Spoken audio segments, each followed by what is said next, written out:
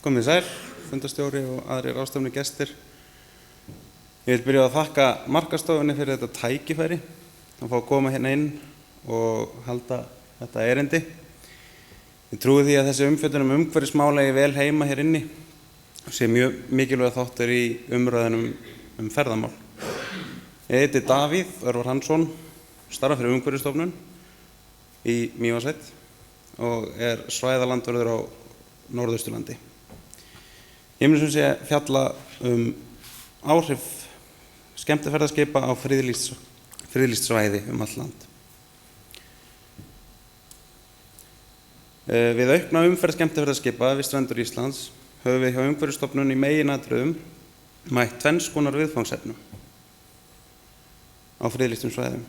Annars vegar hefur sjónum verið beint að könnunarskipum eða könnuðarskipum, eins og Edvard kallaði þau, með 200-500 farþega. Þessi skip komast nær landi en þau stóru og færist það í vöxt að farþegum þeirra sé siglt í land í litlum bátum, utan hafna. Hins vegar að ræða þennan massa, álag og einstaka ferðamannastaði sem heimsóttir eru af stórum hópum og þá meðal annars hópum skemmtiferðaskipa. Öll þessi umferð veldur ákveðinni áhættu á neikvæðum umhverfisáhrifum á láði og legi. Auknar siglingar könnunarskipa urðu til þess að starfshópurinn Umhverfisstofnunar tók til skoðunar áhrif þeirra á náttúruna. Skoðuð var mengunarhætta á sjó og við strendur, auk þess sem áhrif skipa og farþega á gróður og dýralíf voru teknar til athugunar. Til afmörkunar var sérstaklega horft á umferð skipa við Hornstrandir. Umhverfisáhrif þessara ferða eru helst tilkomin vegna landtöku ferðamanna. Mengunarhætta vissulega til staðar ef til sjóslysa kemur, auk þess sem mengun fylgir óhjákvæmilega umferð skemmtiferðaskipa. En vegna mikilla hafstrauma undan landi og íslenskra laga og reglna telst hafið sterkur viðtaki skólps og annar mengunar sem tilfellur við skipaumferð. Þegar farþegar könnunarskipa fara í land utan hafna verður gríðarlegt álag á afskekkta staði. Það hefur ekki verið gert ráð fyrir því að nokkur hundruð manns gangi á land. Því nær ekkert skipulag yfir þessa landtöku. Á þessari mynd hérna, sem tekin við Dynjanda á Vestfjörðum, má sjá fjölda gúmmíbáta á haffletinum í kringum skipið. Þar fer fólk í stórum og litlum hópum, margir fara á land, ef til vill ekki allir, en í fjörunni þarna talsvert fuglavarp. Leiðin úr fjörunni liggur svo vítt breytt ósnortna móa að fossunum Dynjanda. Auðvitað hefur fámennur hópur ferðamanna ekki afgerandi áhrif á ástand lands, en 100 manna nokkur sinnum á sumri skipta verulegu máli. Því hefur það verið skoðað hvort setja í sérstakar reglur landtöku í friðlöndum, til dæmis við Dynjanda. Annað dæmi frá Hesteyri á Hornströndum, þar sem lítið innviði. Hornstrandir hafa haft ákveðna sérstöðu fyrir það hversu góða yfirsýn hægt að hafa á komu ferðamanna, enda hafa gestakomur á svæðið að mestu ráðist af sætaframboði ferðaþjónustuaðila sem bjóða siglingar inn á svæðið. Nú, þegar hópur könnunarskipa kom á svæðið eykst álag mjög. Þeir litlu innviðir sem þarna hafa lítið að segja á umferð fólks víðan völl, veldur auknu álagi á gróðurfar og mögulega dýralíf. Þessi mynd tekin síðsumar 2015. Landvarsla var lítil á svæðinu og sumarstarfsemi lokið. Það var enginn til að taka á móti hópnum og fræða það sem þyrfti að varast. Með aukinni umferð þarf að horfa til þess hvernig hægt sé að koma skipulagi á umferð sem þessa. Réttlætir þessi umferð kannski uppbyggingu á eyðuslóðum eða verður þessi umferð aldrei mikil? Það ómögulegt að spá. en líklega á hún eftir að aukast. Ég efast samt ekki að upplifun fólks að koma á svona staði sé einstök. Að sjá afskekkta náttúruperlur eða menningar staði eins og á Hornströndum. Það vitna fjölmargar kannanir í rauninni. En spurningin hversu lengi þær halda sérstæðar ef ekkert að gert. En þá að stærri skipum.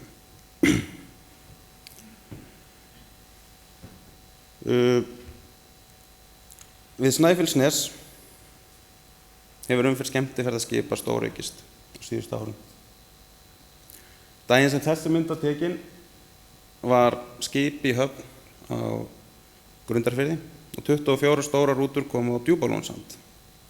Venjulegan dag koma jafnaði 4 svona stórar rútur á svæðið. Innviðir eru ekki byggðir upp til að taka á móti þessu álagi. Stígar anna ekki mannfjöldanum og ógjörningur að tryggja öryggi fólks í flæðamálunu á svona stað. Salernisaðstaðan svo eins og svo víða löngu sprungin. Þetta rólegur dagur í Dimmuborgum fyrir nokkrum árum. Óvíða hefur meira verið byggt upp til að bæta þjónustu við stóra hópa.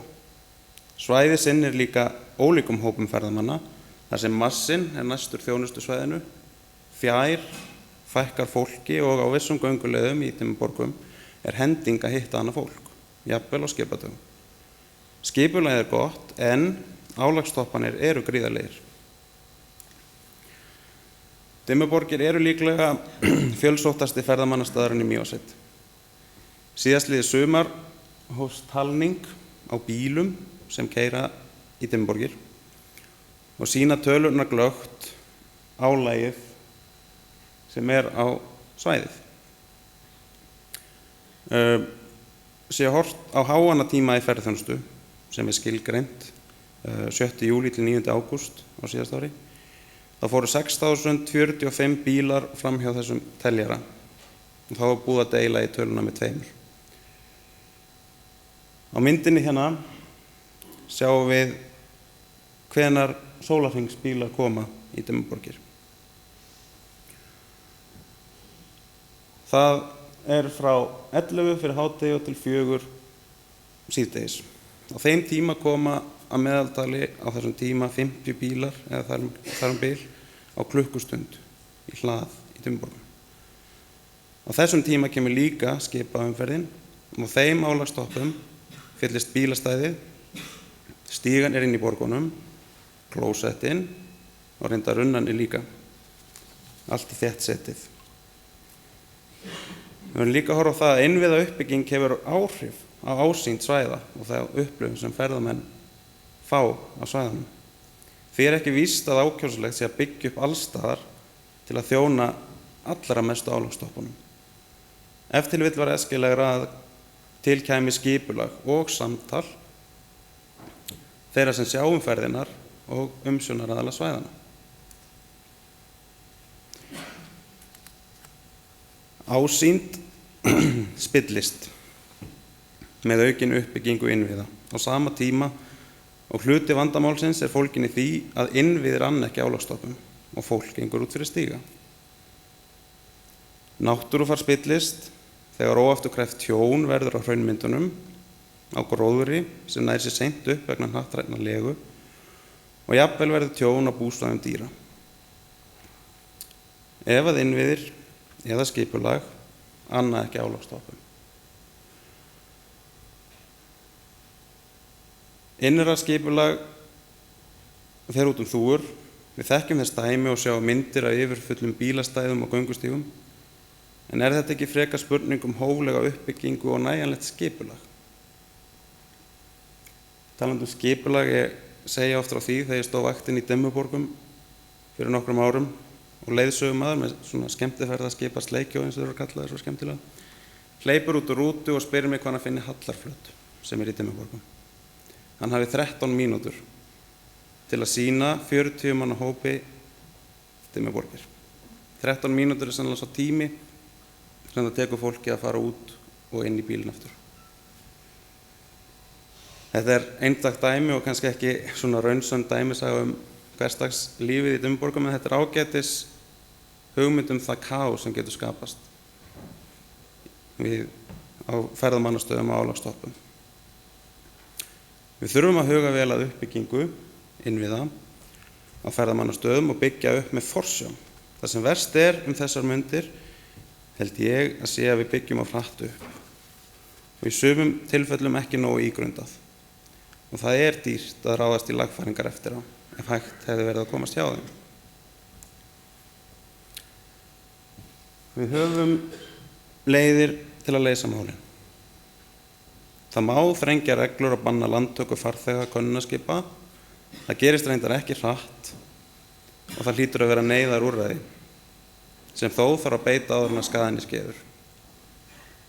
Störf. Það ætti reyndar að fjölga störfum í umsjón með friðlýstum svæðum og þannig auka þjónustu á ársgrundvelli til bóta fyrir náttúruna og öryggi ferðamanna. Það kemur líka til með að bæta gæði þeirrar uppbyggingar sem ráðist í, því þá gefst tækifæri til að byggja upp af reynslu en ekki af tilfinningu. Mikilvægt að marka skýra stefnu móttöku skemmtiferðaskipa. Í úttekt rannsóknarstöðvar ferðamála sem Edvard sagði frá áðan frá 2014 á áhrifum skemmtiferðaskipa sagt frá mikilvægi þess að vinna stjórnunaráætlun sem tekur meðal annars á umhverfismálum. Þar hitta naglann á höfuðið. Uppbygging þarf að vera vel ígrunduð og þjóna öryggi ferðamanna og verndun náttúru, en náttúran sú söluvara sem skiptir mestu máli. Ef allt þrítur mögulegt að loka fyrir aðgengi að friðlýstum svæðum til verndar náttúrufari, en það algjört neyðarúrræði. En svo þurfum við náttúrulega ekki endilega að finna upp hjólið. Margt hefur verið unnið í stýringu umferðar skemmtiferðaskipa, til dæmis á Svalbarða. Reynslan þar sýnir að boð og bönn duga skammt, því án virks eftirlits erfitt að komast hjá því að bönn séu vanvirt. Best hefur reynst að ræða saman og samræma skipulag. Við störfum í ferðaþjónustu öll sömul á breiðum grundvelli. Við höfum sameiginlegra hagsmuna að gæta. Við höfum hag af því að fjörug okkar sé ekki mölvað í hamagangi. Það því ekki hægt að enda þetta öðruvísi en á jákvæðu nótunum. Ég tek það fram að við Ingvi Ragnar við sömdum ekki fyrirlestunni saman þótt við endum á sama hátt. Ég setti þetta fram svona, SN3, klassísk aðferð. Vissulega sama merking á bak við þessi orð hérna að hluta til, en ég held að með samvinnu þá hljótum við að ná bestum árangri. Við vitum þetta örugglega öll og það að hluta til þess vegna sem stjórn ferðamála kom til. En það eini grundvöllur samstarfsins að fara í gegnum stofnun? Við getum líka rætt saman bara því að það kemur okkur vel. Í Dimmuborgum til dæmis sammældust leiðsögumenn og ferðaskipuleggjendur auk umsjónarmanna svæðisins ákveðinn skipahring, oft kallaður stelluhringurinn. Almennt ganga farþegar stóru skipana sama hring í Dimmuborgum í sömu átt, þannig að fólk ekki að mætast og upplifun gesta snýst minna fjölmenni og meira náttúruna. Þá hef ég frétt að Cruise Iceland hafi haft forgöngu að samtali við umhverfisyfirvöld með það að markmiði að skapa faglegri umgjörð ferðir farþega skemmtiferðaskipa. Við hjá Umhverfisstofnun fögnum því verulega. Auðvitað hlýtur það að vera vænlegast til að bæta skipulag að tala saman og þetta mjög góður vettvangur til að byrja það samtal. Ég þakka fyrir.